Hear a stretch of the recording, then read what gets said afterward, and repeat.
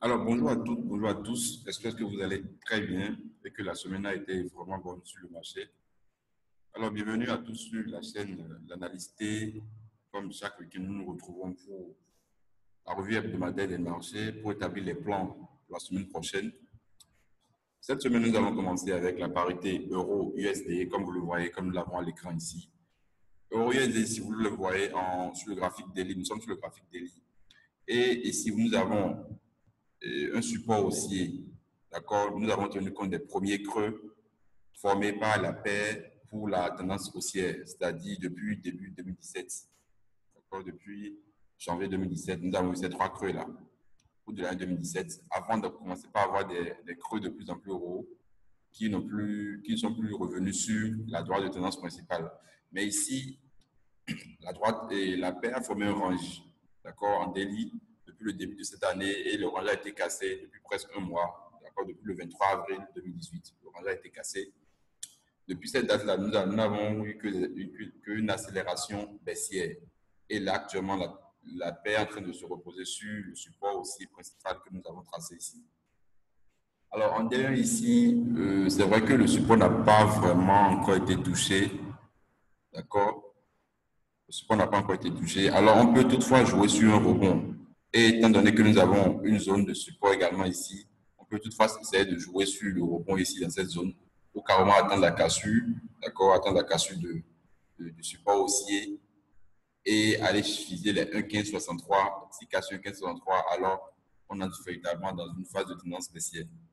Toutefois, nous avons également établi les plans en H4, H1 et M30. Donc, comme vous le voyez, les plans ont déjà été établis. Nous avons déjà eu à faire des vidéos dans lesquelles nous avons tout tracé. Nous avons tracé les droits de tendance, les supports de résistance en live. Donc ici, j'ai déjà tout tracé pour ne pas prendre assez de temps. Alors, en H4 ici, qu'est-ce que nous avons? Nous avons un biseau descendant, d'accord? La baisse a formé un biseau descendant ici, plus une divergence haussière. Toutefois, n'oubliez pas qu'une divergence haussière, la divergence n'est là que pour apporter soit une correction, soit un retournement de tendance sur les paires. Donc, une cassure, pas le haut, c'est-à-dire une cassure de la borne supérieure du biseau descendant ici nous permettra d'aller chercher ce premier niveau, c'est-à-dire un 17,49, sinon un 17,50. D'accord? Puis les 1,18,6. Là, nous avons les niveaux clés en H4. 1,18,6, 1,19,94, 1,20,82. Sans oublier que là, nous voyons bien le support haussier ici. Le support haussier n'a pas encore été touché. Donc, il est très fort probable qu'on ait touché le support haussier avant de jouer sur le rebond, c'est-à-dire jouer sur le rebond de cette droite, d'accord, de ce support que nous avons tracé qui passe par les creux ici, et également au même moment sur ce support aussi que nous avons tracé en D1. Donc, soit acheter sur le rebond ou attendre carrément la cassure de la borne supérieure du biseau descendant que nous avons tracé ici. En H1 également, nous avons la même chose, d'accord, le même scénario, biseau ascendant. Donc, nous avons biseau descendant, excusez-moi, nous avons une divergence haussière sur presque toutes les unités de temps. En H4, nous avons divergence haussière. En H1 également, nous avons une divergence haussière, biseau descendant. D'accord, on attend la cassure ou on joue sur le rebond ici pour aller chercher 1,1750, 1,18, 26, 1,1994. D'accord, les niveaux que nous avons tracés ici. M30 également, nous avons une divergence haussière. Donc voilà, d'accord, une divergence haussière, biseau descendant. Donc la probabilité est très forte qu'on assiste à une correction ou un retournement sur la paire majeure la semaine à venir. Alors nous allons continuer avec EuroCAD. J'ai préparé beaucoup de paires en euros pour aujourd'hui. EuroCAD également, nous avons le même scénario. En H4, nous avons biseau descendant. Toutefois, en D1, nous avons eu la cassure de ce support haussier, d'accord, la cassure de ce support haussier. Mais le biseau descendant que nous avons tracé ici est valable en H4, H1 et M30. Maintenant, il n'est pas impossible qu'on assiste à un retournement de tendance, d'accord, retournement de tendance pour aller chercher, chercher la bonne, le support haussier cassé, c'est-à-dire assister à un pullback, d'accord, un pullback sur le support haussier cassé. Mais en D1, nous voyons clairement que le support a été cassé. Donc, on peut chercher, on va établir un plan à l'achat et un plan à la vente. Pour l'euro USD, nous avons également établi les plans à l'achat et à la vente. Donc, nous allons faire pareil ici. Je viens en H4 ici. En H4, je viens en H1 d'abord. Voilà. Bon, je vais faire disparaître cette droite que nous avons tracée en D1. Voilà. Alors ici, nous voyons bien que nous avons une divergence haussière, nous avons un biseau descendant. Le biseau a déjà été cassé, la bande supérieure du biseau a déjà été cassée ici. Mais étant donné que nous avons ce dernier sommet qui n'a pas été cassé, on ne peut pas encore parler d'accélération haussière, de retournement de tendance à la hausse. Donc il faudrait qu'on casse ce niveau, c'est-à-dire les 1,1541. Excusez-moi, je crois que c'est 1,5150. 1,5150. 1,5150. Voilà, les 1,5150. Il faudrait qu'on casse les 1,5150 pour assister à une accélération haussière. Donc, nous aurons d'abord ce premier niveau à atteindre 1,5198. Je crois que ça doit être 1,52. 1,5200. Voilà. Donc, nous avons 50 pips à prendre si cassé des 1,5150. Nous irons chercher les 1,5200. Puis, nous avons 1,5310. D'accord, nous avons les niveaux clés que nous irons chercher sur Eurocard. Donc, c'est également un plan qu'il faut vraiment surveiller la semaine prochaine. OK, maintenant pour le plan à la baisse, n'oubliez pas, je vous ai toujours dit, cassure et la divergence haussière peut juste notifier, peut juste nous avertir s'il y aura une correction ou un retournement de tendance à la hausse.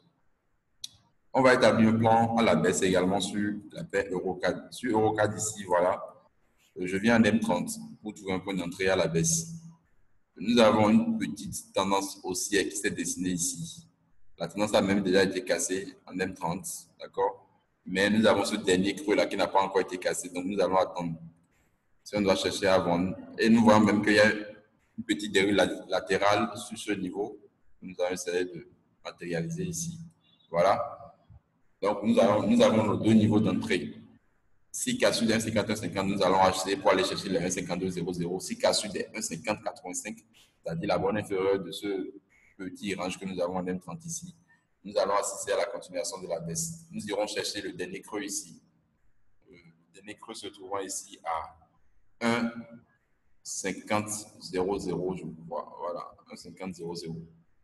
Donc, si cassure 1,5085, nous irons chercher 1,5000. Si cassure 1,5150, nous irons chercher 1,5200. Puis 1,5310. Toutefois, étant donné que nous avons un biseau descendant qui a été cassé, on doit forcément attendre que le dernier sommet soit cassé d'abord avant d'aller chercher les objectifs suivants. Alors, je continue avec Euro AUD. Euro AUD, nous n'avons pas trop tardé sur ça. Nous avons le même scénario, biseau descendant, divergence haussière. Donc, comme vous allez le constater, nous avons une divergence haussière sur presque toutes les paires en euros. D'accord? Euro AUD, Euro CAD, Euro USD. Divergence haussière, biseau descendant. Donc, ce sont des paires qu'il faut vraiment surveiller la semaine prochaine. Alors, je continue. Voilà. Je vais parler un peu des paires JPY. Voilà. Cette semaine, nous avons surveillé également le 4 JPY. D'accord? Le 4 JPY, nous avons eu un biseau ascendant, excusez-moi, un biseau ascendant sur la paire, plus divergence baissière. D'accord? Nous avons une accélération baissière des paires en JPY. Le biseau a été cassé, nous sommes venus sur le creux, ce creux majeur là, donc ce support. D'accord, nous sommes venus presque toucher ce support. Le support n'a pas encore été touché, donc il est très fort probable qu'on aille toucher le support la semaine prochaine. Maintenant, le plan que nous allons établir pour la semaine prochaine, pour la vente, nous allons forcément attendre la cassure des 1,8312 pour aller chercher l'objectif. D'abord, ce support, bon, cette résistance devenue support, d'accord. Nous irons chercher également ce niveau, 1,82, 81, ce niveau également, et le dernier creux ici. Donc, nous allons surveiller également 4 JPY cette semaine, donc, et attendre la cassure pour pouvoir entrer à la vente. Maintenant, on va voir si c'est possible de trouver un point d'entrée également à l'achat. Bon, nous avons des creux ici qui sont touchés. Et nous avons également cette droite qu'on peut tracer ici. Je supprime cette divergence que j'avais tracée. Alors, ici également, nous avons une petite divergence. Nous avons une divergence haussière. D'accord? Nous allons attendre la cassure par le haut de ce biseau pour entrer à l'achat également. Donc, voilà. Donc, le plan à l'achat, c'est attendre la cassure de la bande supérieure ici pour entrer à l'achat. Pour la vente, nous avons la 1,8312 à surveiller. Le plan est très simple sur 4 JPY. Donc, je continue avec le USDJPY. USDJPY. Je vais finir avec USDJPY.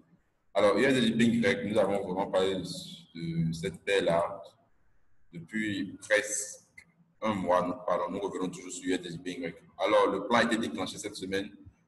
La borne inférieure du canal haussier, le canal ascendant que nous avons tracé, a été cassé au cours de cette semaine. D'accord? Voilà.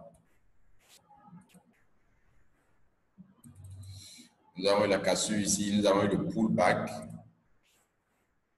Cassure, pullback, et puis accélération baissière.